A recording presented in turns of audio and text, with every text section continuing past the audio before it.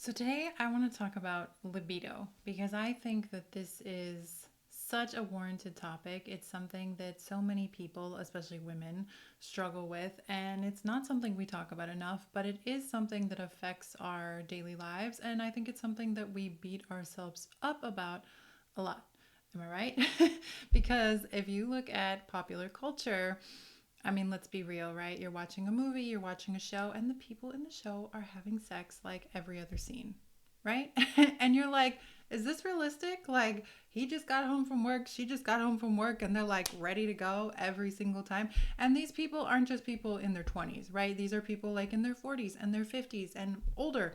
And you're like, what is wrong with me that I am not like constantly in the mood and ready to go?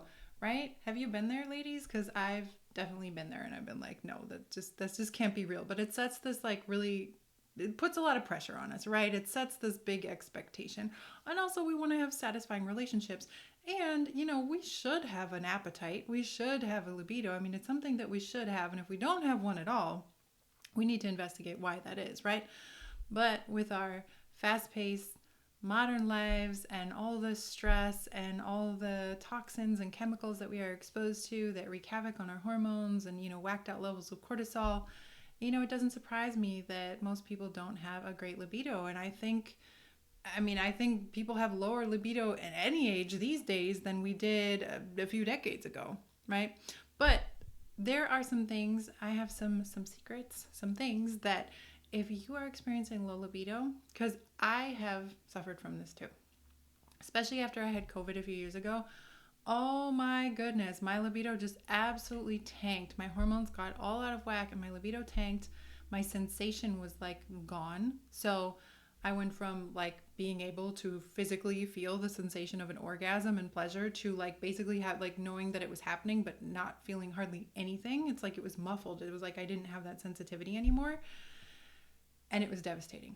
It was seriously devastating because I was like, what is wrong with me? Why can't I feel what I should be feeling? So, as a healthcare practitioner, I dove into this, and there's nothing like your own health journey to help you fully understand what's going on. So, I want to share with you the things that I did to get my libido back because they have just been life changing, and I want you to know. And there's nothing weird or scary, or you don't have to go out and do crazy stuff or anything like that. I'm just going to share with you the really like easy, discreet, straightforward things that I did that over the course of a few months made a huge, huge, huge, huge difference in my libido and my sensation.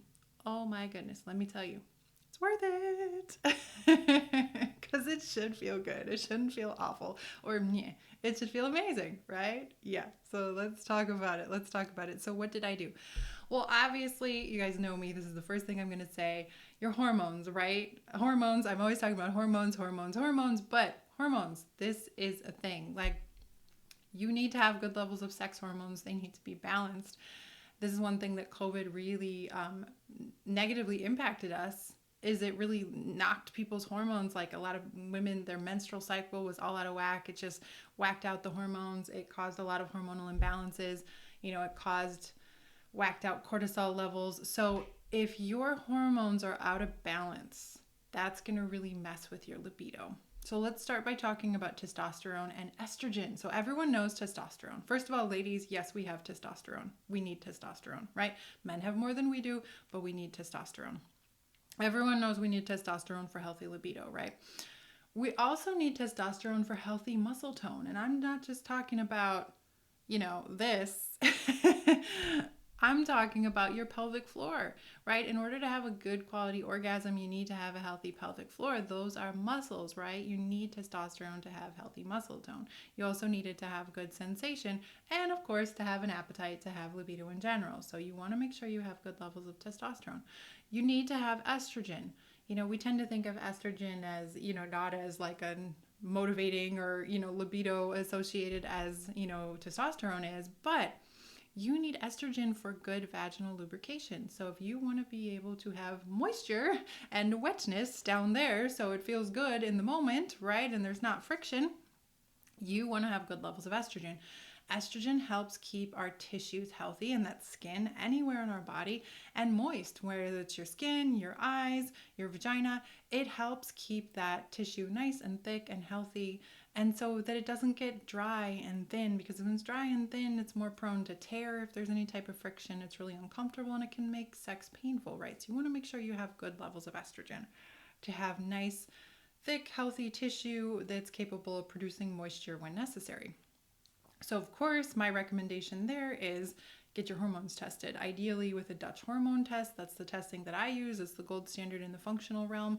It just gives you so much information. I have tons of podcasts and videos talking about how beneficial it is and all the things that it tests. But you definitely want to get your hormones tested because you want to know, do I have enough? Do I have good levels of testosterone? Do I have good levels of estrogen so that I can be healthy, right? So hormones need to be balanced. You need to have testosterone and estrogen. Now, here's another big one. Circulation. Now, we always think about that when it comes to men, right? Obviously, right? Men need to have circulation to have an erection. So we're always thinking about men need good circulation. We do too, to have sensation. In order to have sensation, in order to have an orgasm, you need to have good circulation. You need to have good blood flow to your genital area. So this is one reason that for me, after I had COVID, it really messed with my circulation. My circulation, it just got all messed up. I was having major issues, not with, poor circulation. My legs were turning purple. I had to work on my circulation, and I finally realized, circulation is a huge part of the problem. It's not just libido in general. It's not just like feeling the urge or the desire, but it's like once you're there and you're doing the thing, can you feel the pleasure you're supposed to feel, right? You need to have, not only do men need circulation, women need good circulation too. You need to get good blood flow to those areas in order to be able to have sensation. Now, how did I fix that? Well, I did a lot with proteolytic enzymes like nattokinase. That worked really well. They go and they help break down like any blockages or inflammation, in your arteries, so that you can get good blood flow, good circulation to your body. In general, that my legs finally stopped turning purple after I did that for a while. That was scary when that happened. And the other thing that I did is I started using some adaptogens. So adaptogens are herbs that help you become more resilient to stress. But at the time, I was reading a book on adaptogens, doing some continued education, as I love doing, and I found that there were certain adaptogens that not only do they help you become more resilient to stress, which I'm going to talk about in a minute, because we need to talk about stress when it comes to libido, obviously, but they help increase blood flow to genital areas, and they increase sensation. And when I read that, I was like, oh, double duty, helps with stress, helps increase blood flow, better sensation. I'm going to try this. So there's adaptogens out there. Some of them are more famous than others. Maca is one that I feel like a lot of people have heard about. I didn't actually use maca at the time, but I have used it in the past, and I know a lot of people swear by maca, so it's a great one. I didn't use it at the time. Rhodiola is another amazing one. Also helps with stamina. Schisandra, Eleuthero, Damiana, Ginkgo, and Tribulus. So you don't necessarily have to do all of those. You could just pick one or two. Actually, what I did is I was also working on supporting my liver, because I was just trying to detox and kind of regenerate everything after having COVID. I actually started taking this supplement called Hepatitone, Hepatitone Plus from Designs for Health. And it had liver support, right? So it had NAC, it had reishi and cordyceps, so medicinal mushrooms, and then it had a blend of some of these adaptogenic herbs like Schisandra. And so I was taking it originally kind of more thinking liver, but then when I learned that those specific adaptogens also increase blood flow to that area, I took that for a few months, and let me tell you, oh my goodness, that sensation came back and some. So I highly, highly recommend. I mean, we could all use some liver support. So if you want to check out the same one that I used, it's called Hepatitone Plus by Designs for Health. Or you can just look into, the herbs. It's very easy to find adaptogenic herbs. If you need access to high quality supplements and herbs, because here's the thing is a lot of times we'll say, oh yeah, I used rhodiola, I used maca, and then people will go on Amazon and they're like, well, what do I choose? And is this real? Is this coming from, a reputable source? Has this been third party tested? It's a little iffy, right?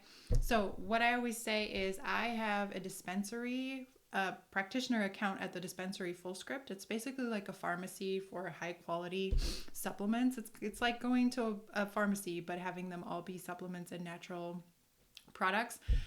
I have an account there, so I can always add you for free, even if you haven't had an appointment with me, but you want access to like a certain herb. I can always just add you, and you can order it from there. It's everything in one place, and you get 10% off. So if you are having trouble finding access to good quality supplements, or you feel like you're buying from multiple different places, or you're just not sure about the quality on Amazon, let me know and I can set up a free account for you, and you can just order through Full Script. It's super easy, and that way you're getting quality, it's been third party tested, it's the real deal, and you can get access to supplements that I use with myself, my family, and my clients all the time that are trusted.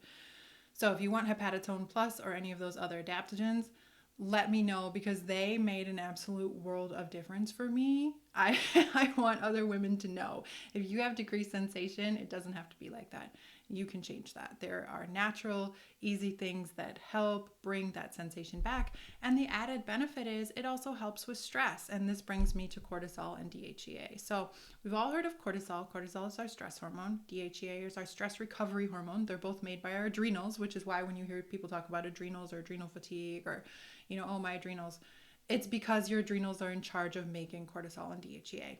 Now, obviously, when you've gone through a trauma or an illness or something like that, it's going to affect your cortisol levels, right? And most of us have dysregulated cortisol just because humans weren't meant to live in such a crazy, fast-paced, stressful life. We still have the same biology as our ancestors from thousands of years ago, yet we're being faced with constant go, go, go, need to make a million micro decisions throughout the day. Do I do this? Do I do that? What do I want here? What do I want there? Pay this bill, pay that bill, get to work, drive here, drive the kids, it's just kind of too much. We aren't really evolved to handle it.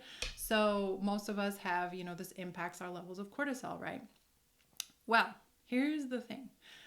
I said cortisol is your stress hormone. DHEA is your stress recovery hormone. Like anything in the body, there's a balance and a counterbalance. They're supposed to balance each other. What should happen, ideally, is that when we get hit with stress, our cortisol rises. It helps us act. It helps us respond to the situation. And then once that trigger is done, DHEA comes in and rebalances us, because cortisol turns up inflammation. DHEA turns it back down. Cortisol turns off or turns down your immune system, your ability to rest and digest, to repair, all of those things, because they're not important for your survival in that moment. Your survival in that moment is fight or flight, right? Adrenaline spikes, blood sugar spikes. That's how our ancestors survived back in the day when there was cavemen and saber-toothed tigers. So it served us then, but it doesn't serve us now, right? So DHEA comes in to help rebalance all of that, right? So it turns on those other things, because we want to be able to rest and digest and repair, and it's anti-aging and anti-inflammatory and all of that good stuff. They're supposed to balance each other, but most of us have way too much cortisol because the body's always going to prioritize survival, imminent danger, primal survival, right? So it's always going to prioritize making cortisol first if there's any type of threat, even if it's something that's really not a threat, right? But your brain is perceiving it as a threat, your body's going to be pumping out cortisol. It's not going to be making enough DHEA. And here's the caveat. Here's why this matters so much. Not only is DHEA a stress recovery hormone and anti-inflammatory, it is the parent hormone to make your other sex hormones, testosterone and estrogen. So people that have lots of chronic stress or have been through lots of stress, high levels of cortisol, or their cortisol levels are dysregulated, low levels of DHEA, there's not enough material there to get passed on to make testosterone and to make estrogen. And remember, we need testosterone and estrogen to have healthy libido, healthy sensation, right? Vaginal lubrication, healthy thick skin, right? We need all of, and many other things, but just, in regards to what we're talking about today. So if your cortisol is whacked out, of course, if you're super stressed, are you going to be turned on? No, you're really not, right? So it starts with that. Once you've been stressed for a long time, you're going to be depleted. If you don't have energy, are you going to be up for sex on a regular basis or feel sexy? No, you're really not going to, right? So you need to have you need rebalance and heal your cortisol so that your body can make enough DHEA. You can also supplement with DHEA. Then out of DHEA, your body's going to make testosterone and estrogen. So we want to get those levels tested. We want to make sure you have enough, right? And if you do a Dutch test, the hormone testing that I do that I was talking about, it also measures your cortisol and your DHEA. So it gives us a very complete picture, and not just your cortisol in that moment, but it measures where's your cortisol's been, what is it doing, how much you're making, how much you're metabolizing versus how much DHEA you have. So I always go and look, how high or low is your cortisol? Does it balance DHEA? Do you have enough to make testosterone? Are you making it? Are you making estrogen? Right? That is so valuable to know. You need to know that if you have a problem with your libido. There's no way around that. Those have to be fixed. And they can be. They can be rebalanced. Absolutely 100%. They can be rebalanced. And then, how's your circulation? Let's work on your circulation. And do we need to bring in some adaptogens for stress and also to support good, healthy circulation to your vaginal area so that you can have healthy sensation and orgasm? And of course, just feeling safe and carving out quality time to spend with your partner and, all of these other things. There's all these other things outside the scope of what we're talking about today that matter as well. So make sure you're doing those things as well. Like, the things that you need. What's your love language, right? Are you getting enough physical touch or, quality time or things like that to feel a connection? Obviously, you have to foster a connection, right? We as women especially, we usually need to feel some type of connection. Just to give you an example, like myself, I'm very need to have a conversation, need to have a mental connection. So I know for me, when Damien and I spend time together, I like to start off with a conversation. We'll set aside time just to cuddle and talk, just to get us reconnected with each other with no pressure, just no time limit, just have that time set aside to just reconnect. Because I think so often as women, we're kind of pushing through, we're kind of functioning as robots, we're kind of going, and we kind of forget to tap back into our feminine essence and just kind of surrender and relax. It can be hard for us to do that because we don't live in a society that's made us safe or easy for us to do that on a regular basis. So it's a bit of a rebellious act to actually do that. But you do need to tap back into that side of yourself. So creating a safe space in whatever way is meaningful or stimulating to you, for me, it's conversation.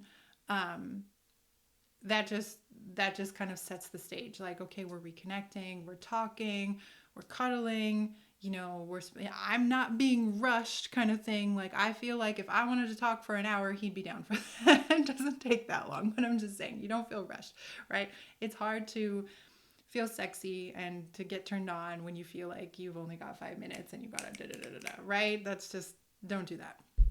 Carve out some time. I highly recommend having a date night or a date morning, a regular appointment. I am such an advocate of scheduling it. Get it on the calendar. And even at first, even if it's just a date, there doesn't even have to be sex involved. If you're not ready, if you still have some things you need to heal, you can explain this. I've had so many women do a hormone test and take it to their boyfriend or their husband or their man or their partner and say, hey, there's nothing actually wrong with me. This is why I'm having trouble with what I'm having trouble. This is why I'm experiencing what I'm experiencing. And now I'm doing something to fix it. So that is so validating, and it helps the partner understand too if there's been some kind of pressure or, a libido kind of mismatch going on. So I highly recommend doing that. But yeah, absolutely. Schedule a date, schedule quality time, because I think so often in our daily lives, we want to be spontaneous, right? Going back to movies and shows, they always make it look so spontaneous. That doesn't really happen for most people. So I find that I like to schedule dates. And for Damien and I right now, it's not date night, it's date mornings. When we have the same mornings off, when we have the same morning free, we will schedule at least weekly. Twice a week is kind of optimal. We will schedule that, spend that time, reconnect with each other, and that just makes it so much more conducive to good lovemaking and good sex. But I did all those things first. Got my hormone levels tested, rebalanced my hormones, healed my cortisol, helped heal my circulation, brought in some adaptogens for stress, and let me tell you, it has just made a world of difference. So if you need help with this, I'm here for you. You don't have to suffer with this. I would love to walk you through every step of the way, exactly what I did. So definitely reach out to me. We can always have a chat, just a complimentary chat to get you on the right track so you can get back to business. So let me know if you need help. I am here for you.